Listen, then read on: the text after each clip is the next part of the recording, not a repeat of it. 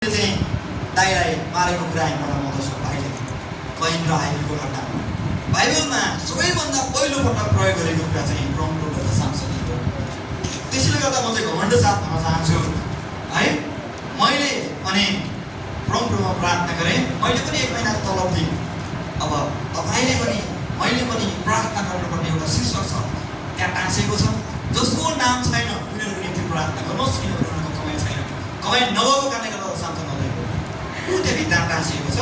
जसको नाम छैन भन्नु पर्दैन, किनभने हामीलाई थाहा छ हामी एउटै परिवार हो है। जसको कमाइ छैन, कमाइ नभएको कारणले गर्दा शान्त नभएको हाम्रो मण्डललाई डेभलप गर्नु र दोस्रो पुस्तामा हस्तान्तरण गर्नु भने हामीले हाम्रो कमाइबाट प्रम्प्रो आदर गर्नुपर्छ। बाइबलले भन्दछ तिमीहरूका सम्पूर्ण उब्जनीहरूबाट मेरो घरमा मेरो भवनमा ल्याऊ ताकि भोजन नहोस्। आज प्रम्प्रोको वचन नमान्ने मान्छे को? कि प्रम्प्रो भन्दा ठुलो हो कि त्यो मान्छे है?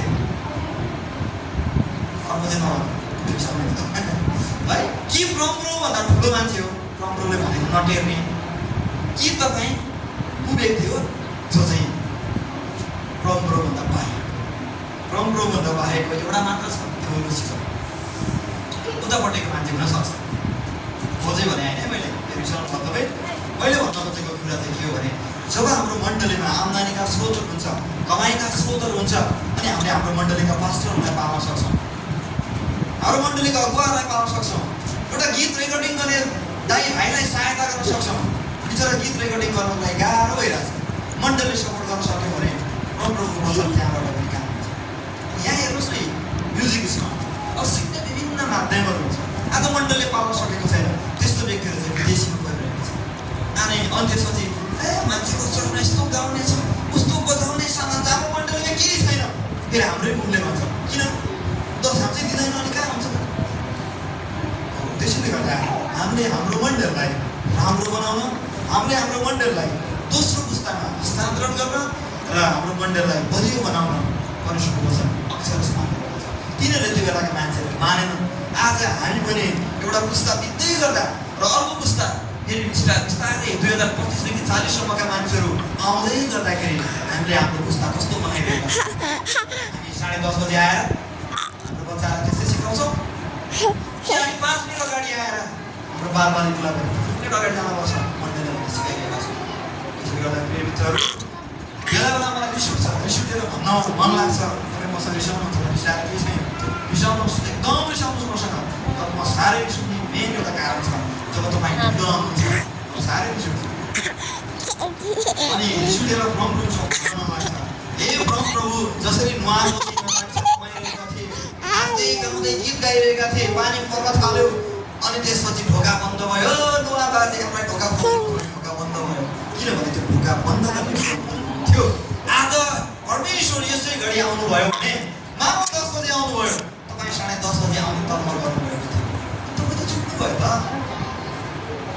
इजरायलीहरू चाहिँ त्यहाँ मिश्र देशबाट निस्कँदै गर्दाखेरि कोही कोही त रोटी बेल्नको बनाउनको लागि पिठो मुसेको थियो। तपाईँ त्यहाँ पढ्नु भने उत्पत्ति किताब हेर्नु नै छ, तिनीहरूले मुसेको पिठो पनि पकाएर लुगामा हालेर हिँडेको छ होइन। पर्खी म यो लुगाको रोटी पोलेर त खाइभ्याउँ पनि भनेन। कुरा बुझ्दै हुनुहुन्छ होला? तपाईँले साडी लाउँदै हुनुहुन्थ्यो, मुख खोज्नुभयो, मुख नभेटेर ढिलो हुनुभयो है। कतै तपाईँ मुख धुँदै हुनुहुन्थ्यो, त्यो फेसवास नभेटेर ढिलो हुनुभयो। त्यो जमाना गयो क्या। तपाईँ आधा घन्टा अगाडिबाट सुरु गर्नुहोस्। हुनसक्छ एकाध तपाईँ कतै केही भएर एकपटक ढिलो हुन सक्नुहुन्छ, तर सधैँ ढिलो हुनु भनेको चाहिँ प्रम्प्रोलाई अवहेलना गर्नु। अब प्रम्प्रो हाम्रो विरुद्धमा हुनुभयो भने हामी के हुन्छौँ? त्यसको चाहिँ आकलन गर्नुहोस्। त्यसैले गर्दा धेरै पटक मलाई रिस उठ्नुको कारण चाहिँ एउटै कुरा हो, हामी सङ्गति ढिलो सुरु गर्छौँ। त्यसैले गर्दा पहिलेदेखि सुरु गर्नु हुँदैन, समयमा सुरु गर्नुपर्छ भन्ने कुरा हो। अगाडि बढौँ। त्यसपछि हामी अगाडि आउँदछौँ शरण नगर निर्माण गरेको र 48वटा सौदाहरू चाहिँ तिमीहरू त्यहाँ गइसकेपछि बनाउनु भनेर प्रम्प्रोले मौसाअनुसार त्यहाँनिर भनेका कुरा हामी बनाउँदछौँ। 36 अध्यायमा आइसकेपछि अब तिमीहरूले चाहिँ तिमीहरूका दाजुभाइ छैनन् भने तिमीहरूको सम्पत्ति चाहिँ छोरीहरूलाई पनि दिनु भनेर भनेका कुरा हामी 36 अध्यायमा आउँछौँ है। कतिपटक हाम्रा बाबुबाजेहरूलाई थाहा पनि छोरीहरूलाई सम्पत्ति भन्ने होला, तर बाइबलले चाहिँ गीतानुसार भनेको छ त्यहाँनिर चाहिँ अंशिया चाहिँ छोरीलाई पनि किनभने तपाईँका छोराहरू थिएनन्। यसरी चाहिँ हामीले गन्तीको 26 अध्याय चाहिँ सकाएको हामी पढ्न सक्छौँ।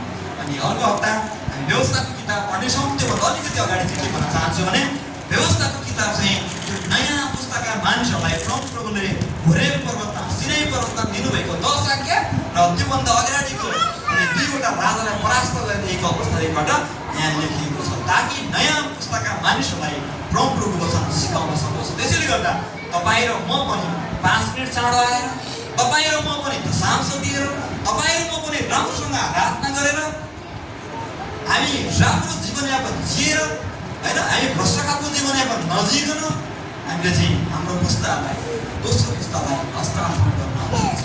त्यसैले गर्दा हामी कस्तो छौँ, त्यसैले भोलिले हामीले हाम्रा छोराछोरी कस्तो बनाउने हाम्रै हातमा छ। त्यसैले गर्दा तपाईँ र म राम्रो भयौँ भने हाम्रा पुस्ता, हाम्रा छोराछोरी राम्रो हुनेछ। र प्रभुले तपाईँ र मलाई प्रशस्त मात्रामा आशिष दिउन्। त्यो क्रुसमा झुन्डिनु भएको यसुले तपाईँ र मलाई प्रशस्त आशिष दिनेछ। हम चाहिँ प्रार्थना गरौँ, प्रभुलाई भनौँ, हे प्रभु, तपाईँ प्रभु हामीलाई आशिष दिनुभएको लागि धन्यवाद भनेर भन्नेछौँ। प्रभु तपाईँलाई धन्यवाद, हामीलाई सहायता गर्नुहुने परमेश्वर, साथै तपाईँको वचन सिक्न सिकाउन हामीलाई मध्यस्थ गर्नुहुने परमेश्वर, साथै तपाईँको लागि उद्धार गर्दा कोही छैन। हामीले संसारका यावत थोकमा प्रभु हामीले भरोसा राख्यौँ, त्यहाँ हामीले पेन्ट गऱ्यौँ, तापनि तपाईँ बाहेक हाम्रा परमेश्वर कोही छैन, हाम्रो आवाज सुन्नुहुने कोही छैन। तपाईँ परमेश्वरलाई धन्यवाद, ताकि तपाईँले हामीलाई निम्ति एकमात्र पुत्र पठाउनुभयो, कल्वरी क्रुसमा मर्नुभयो, अनि उहाँद्वारा नै हामीले अनन्त जीवन पाएका छौँ। धन्यवाद, यही नै तपाईँ परमेश्वरले हाम्रो निम्ति दिनुभएको असल समाचार हो। धन्यवाद, सबै निम्ति प्रार्थना गर्छु, आशिष अनुग्रह चाहन्छु, येशूको नाममा। आमेन।